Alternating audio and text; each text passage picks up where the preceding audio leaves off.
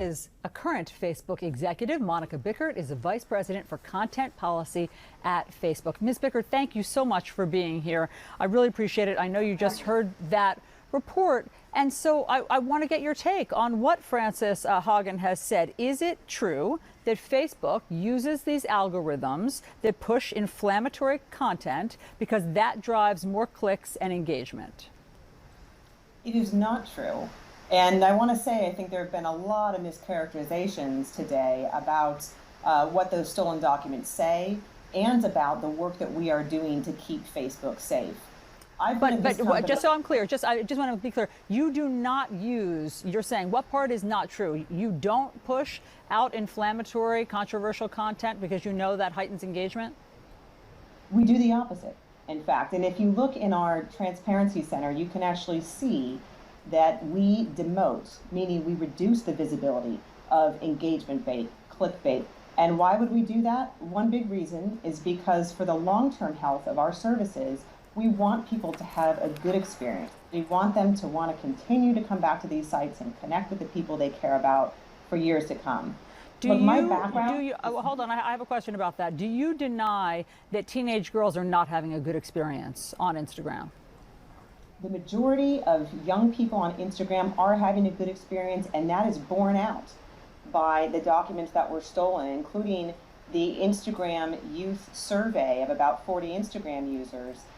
These were teens who were already struggling with mental health issues.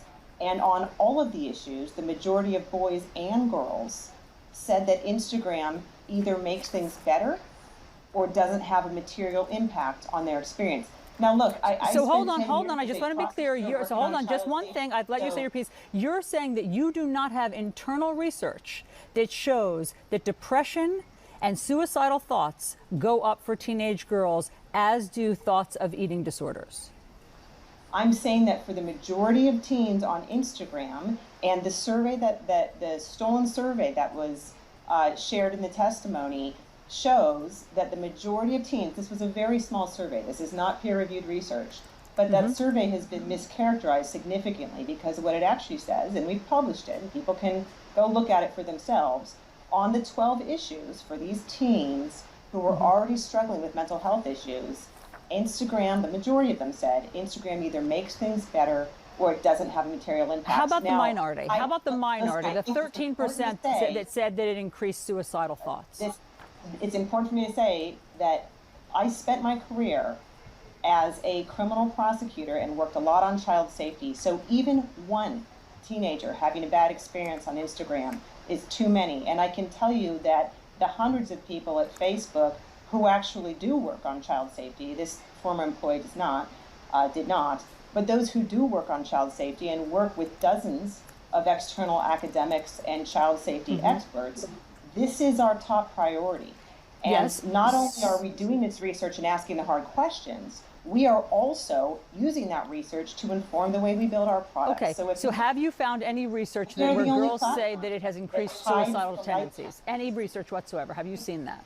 If I can just finish, some of the tools we've built, we hide like counts for teens using Instagram. We connect them. If somebody's searching for eating disorder related terms, we connect them with wellness resources. We give them tools to prevent bullying and harassment. That's the result of us asking these hard questions and doing this research. And we're going to continue to... Okay, let me just tell you what Frances Haugen said on 60 Minutes. She said Facebook's own research says as these young women begin to consume this eating disorder content, they get more and more depressed. It actually makes them use the app more. So they end up in this feedback cycle where they hate their bodies more. Facebook's own research says it is not just that Instagram is dangerous for teenagers, it harms teenagers. It's distinctly worse than other social media. Do you deny that that research exists? There's research we've put out. In fact, we put out more than 400 research papers that we've participated in or released ourselves in the past year alone. And there is this survey that is not the same thing as peer-reviewed research, but has nevertheless, we've published this as well. That survey has been mischaracterized. So am I saying everybody has a great experience? No. But what that survey says is that the majority of teens who were surveyed, it's a small number, who are struggling with these issues, for the majority of them, it made things better or didn't have material change. Now, we need to do better for those who are having a bad experience. But that's exactly why we do this kind of research. We're asking, why would we ask these tough questions if we didn't care? We're asking because we care.